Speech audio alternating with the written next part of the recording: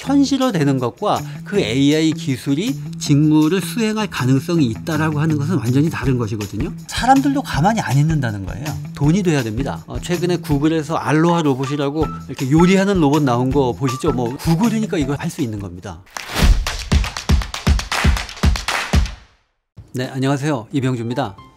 요즘에 AI 얘기 많이 나오잖아요. 언론에서 다 화두고 그런데 오늘 AI 주제 중에서 하나 한번 생각해 보려고 하는데요. 그 중에서도 우리가 많이 걱정하고 있는 거, AI가 과연 일자리를 대체할까? 이런 거 요즘에 많이 궁금하시잖아요. 그래서 이게 진짜 진실은 뭔지 그런 부분을 조목조목 한번 생각해 보도록 하겠습니다. 요즘에 보도가 AI가 일자리를 실제로 대체하는 게 현실화됐다라고 하는 보도가 여기저기 많이 나오고 있어요. 작년에 구글에서 12,000명 해고했고 올해도 한 수백 명 해고했다고 했죠. 그런데 그 구글에 해고한 인원들이 광고 부문을 담당하는 사람들이었다고 해서 이제 화제가 됐습니다. 왜 그러냐면 광고 업무가 AI로 대체할 수 있는 그런 직무들, 그런 세부 업무들이 가장 많았다고 그래요. 그래서 이제 AI에 의한 대량 해고가 현실화된 거 아니냐라고 하는 그런 우려가 미국에서도 있었는데, 비슷한 시기에 작년 말이었죠. 우리나라에서도 KB국민은행에서 콜센터 직원을 240명을 계약을 해지하는 그런 보도가 나서 우리도 이제 깜짝 놀랐습니다. 그게 왜 그러냐면 콜센터라고 하는 게 이제 AI에 의해서 직무가 대체될 수 있는 그런 가능성이 가장 높은 직군 중에 하나거든요. 그래서 우리나라에서도 AI에 의한 일자리 대체, AI에 의한 뭐 직업 소멸이 현실화된 거 아닌가라고 하는 그런 내용이 많이 나왔는데, 또 하나가 뭐냐면 이 최근에 이제 챗GPT 나온 이후에 AI가 생성형 AI로 대세가 됐지 않습니까? 그런데 생성형 AI는 직업 중에서도 고소득 전문직 일자리를 더 위협한다라고 하는 연구가 여러 군데서 나왔죠. 그리고 임금이 더 많은 사람들이 AI에 의한 대체가 더 심화된다라고 하는 그런 연구 보고서가 나왔는데요.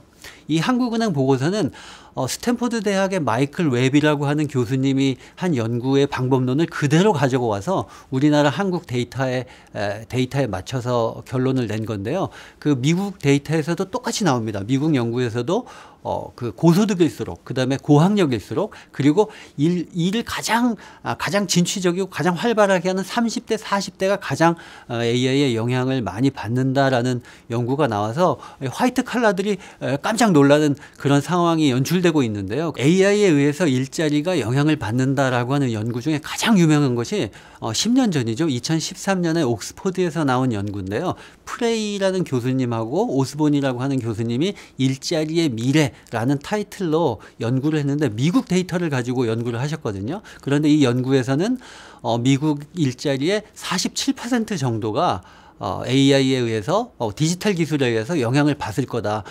그 일자리가 대체될 가능성이 있을 거다라고 해서 세계가 놀란 적이 있습니다. 그래서 오바마 행정부에서도 디지털 기술에 의해서 일자리가 소멸되는 부분을 어떻게 미국이 대처할 것인가라고 하는 그런 프로젝트를 진행하는 것도 이제 참여하시고 그랬었는데, 10년이 지난 지금 어떻게 됐나요? 그 보고서는 결국에는 그 예측이 맞지 않은 것으로 드러났습니다. 미국 일자리의 47%가 AI나 디지털 기술에 의해서 소멸될 가능성이 있다라고 했지만 사실은 디지털 기술에 의해서 미국의 일자리가 더 늘어난 것이 현실화되었는데요. 이것이 왜 그런지 저도 한번 고민을 한번 해봤습니다. 그래서 제가 이제 이런 연구들의 방법이 어떤 방법을 썼는지를 한번 곰곰이 따져보니까 그 이유를 알 수 있겠더라고요. 여기 나오는 그림을 한번 보시면요. 이게 이제 그림이 조금 복잡해 보이는데 아주 간단한 겁니다. 사실은 이런 연구의 대부분이 이런 방법론을 쓰고 있는데요. 뭐냐 하면 그런 AI 기술이라고 하는 AI 기술의 특성들을 쭉 이렇게 나열을 하고요. 또 하나는 이제 분석하려고 하는 직업들, 그 직업들의 세부 직무들을 뽑아냅니다. 그래서 세부 직무들 중에 AI로 인해서 대체될 수 있는 직무가 어떤 것인지 이렇게 체크를 하는 것인데요. 쉽게 말하면 이건 뭐냐면 AI 기술의 특성과 직업의 세부 업무의 특성의 유사도를 분석한 거예요. 이게 어떤 의미냐면 최근에 구글에서 알로하 로봇이라고 이렇게 요리하는 로봇 나온 거 보시죠. 뭐 옷도 개고 그런 로봇도 나왔는데 테슬라에서도 물론 나왔죠. 그래서 그 로봇이 요리를 할 수 있는 기능을 가지고 있지 않습니까? 그런 로봇이 나왔으니까 이제 앞으로 사람들은 요리를 하지 않을 것이다. 대부분의 가정에서 그런 로봇을 구입을 해서 뭐 김치볶음밥이나 된장찌개를 해 먹을 거다라고 하는 주장하고 똑같은 거죠. 뭔가 이상하잖아요. 그죠? 현실화되는 것과 그 AI 기술이 직무를 수행할 가능성이 있다라고 하는 것은 완전히 다른 것이거든요.